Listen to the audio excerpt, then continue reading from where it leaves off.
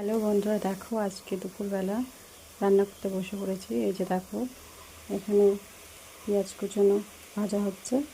এই যে আলু আর রসুন ভেজে রেখেছি। তো আজকে মাটন রান্না হবে। তো তোমরা দেখো কীভাবে রান্না করছি। তো বন্ধুরা দেখো, আমার পেঁয়াজটা লাল লাল করে ভাজা হয়ে গেছে। এখন মশলাটা অ্যাড করে দেবো।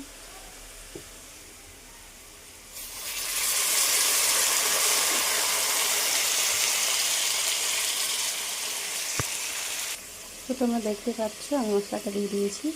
তো তোমরা হয়তো ভাবছো কালারটা এরকম কেন আসছে। আমি এখনও হলুদ দিইনি, আর শুকনো লঙ্কা দিইনি, কাঁচা লঙ্কা দিয়েই করছি।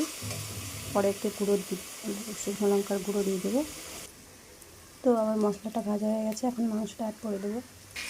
তো দেখো, মাংসটা দিয়ে দিয়েছি। এই যে চর্বিগুলো, তেলগুলো, এটা আমি একটু মিক্সচার করে নিয়েছি। এখন হলুদ আর একটু লঙ্কা গুঁড়ো দিয়ে দেবো।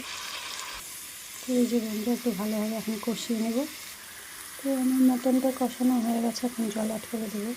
তো বন্ধুরা দেখো, এই যে আমি জল অ্যাড করে দিয়েছি। তো কালারটা মোটামুটি এসছে। তো একদম রেডি হয়ে দেখাচ্ছি আবার।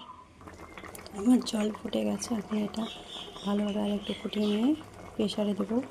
একটু ভালো করে সেদ্ধ করে নেব, তাহলে আমার চিকেন তো না, মাটনটা রেডি।